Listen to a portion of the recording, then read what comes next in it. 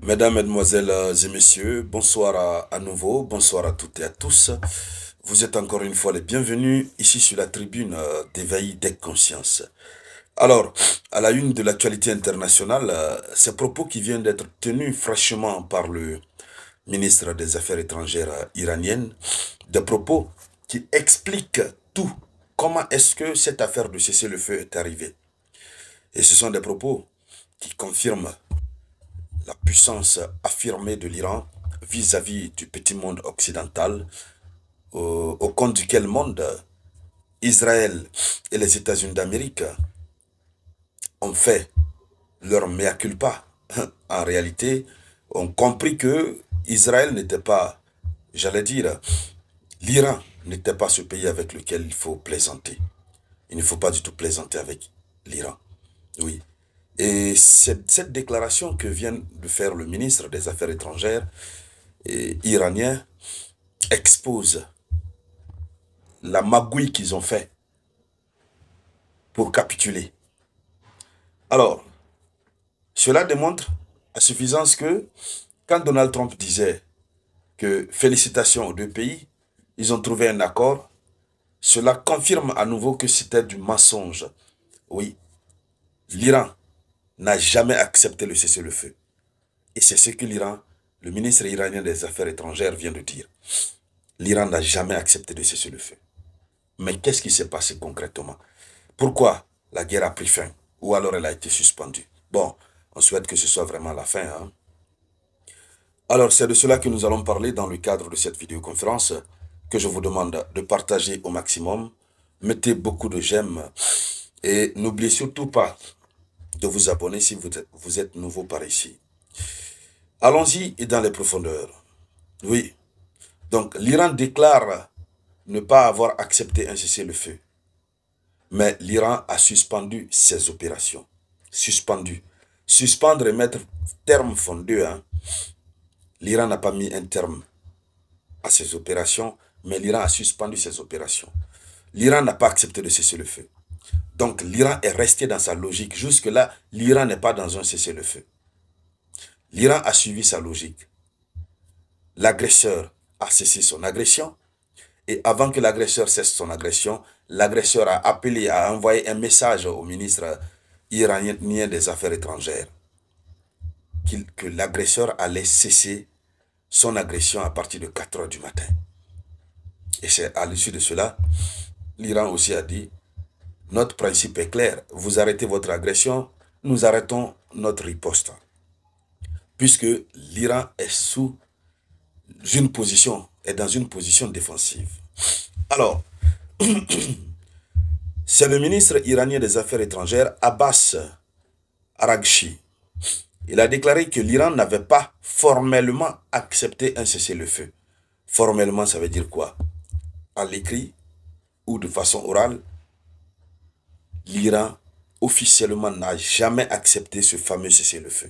Il n'y en a pas. Il continue et dit l'Iran a mis fin, a suspendu ses opérations militaires en réponse à un arrêt des attaques de la partie adverse. Il faut très bien comprendre cette partie.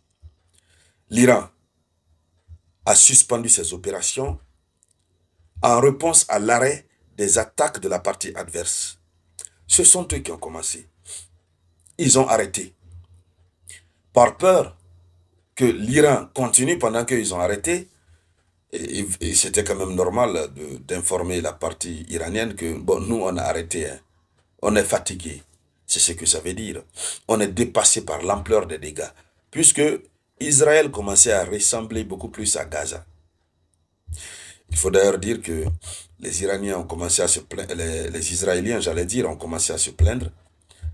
En tout et pour tout, ils ont dépensé 3 milliards de dollars dans le conflit de 12 jours. Ils ont perdu 3 milliards de dollars. Et ce montant-là, selon les informations, les premières informations que nous avons, ce montant-là inclut le montant de la reconstruction des bâtiments qui ont été détruits. Malheureusement, on ne peut plus reconstruire les vies humaines qui sont parties au repos éternel.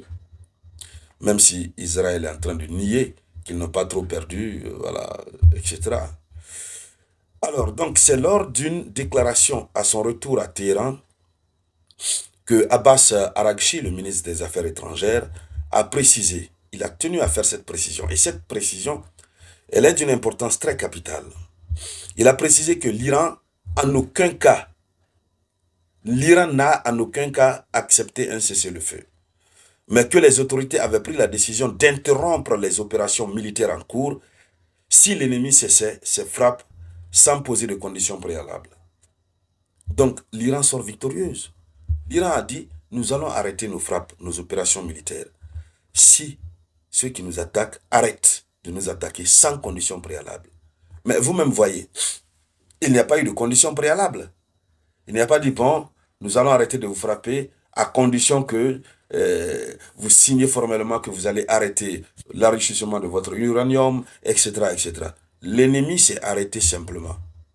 Et chose bizarre, l'ennemi a pris le soin d'envoyer un message à l'Iran pour dire, bon, nous arrêtons. Vous aussi, vous devez arrêter. C'est tout. L'ennemi avait beaucoup plus peur que l'Iran puisse continuer pendant qu'ils ont arrêté. En vérité, on avait fait le calcul, hein.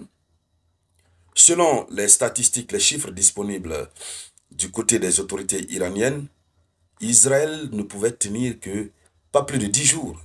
Eux-mêmes le savaient déjà. Voilà, et en plus de cela, on sait, ils ont créé beaucoup de fronts, quoi, Syrie ou quoi, Liban, Gaza, etc. Et or, ils n'ont pas assez de munitions. C'est pourquoi d'ailleurs, la Russie estime que, oui, Israël a une puissance militaire. Israël est une puissance militaire, l'Iran est une puissance militaire. Mais le type de puissance militaire que Israël est, c'est une puissance militaire qui dépend entièrement des États-Unis d'Amérique. Alors que l'Iran est une puissance militaire autonome, souveraine, qui se bat sur ses propres fonds, une armée très bien structurée, soustrait du commandement de qui que ce soit. Donc, Israël, puissance militaire. Sans l'Amérique, Israël n'en est pas une. Donc, en réalité, est-ce qu'Israël est une puissance militaire? La réponse, ça va être non. Alors, le ministre dit, il dit ceci, il dit sur le chemin du retour vers Téhéran, j'ai reçu un message du camp adverse indiquant que les attaques prendraient fin à partir de 4 heures du matin, heure de Téhéran. Voici ce qu'a expliqué le ministre. Il dit en réponse, l'Iran a transmis qu'il ne reconnaissait pas officiellement un cessez-le-feu, mais que la réciprocité serait de mise. L'Iran a dit qu'il ne va pas reconnaître un cessez-le-feu.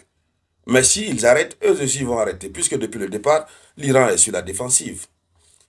Alors, donc, il a conclu en disant aucun tir, si aucune attaque n'est lancée. C'est ce qu'ils se sont dit. Et puis évidemment, eux aussi ont respecté ça. Donc finalement, qui a capitulé? Honnêtement parlant, c'est-à-dire ce conflit-là, qui nous a tous chauffés là, ce conflit a vu jour pourquoi?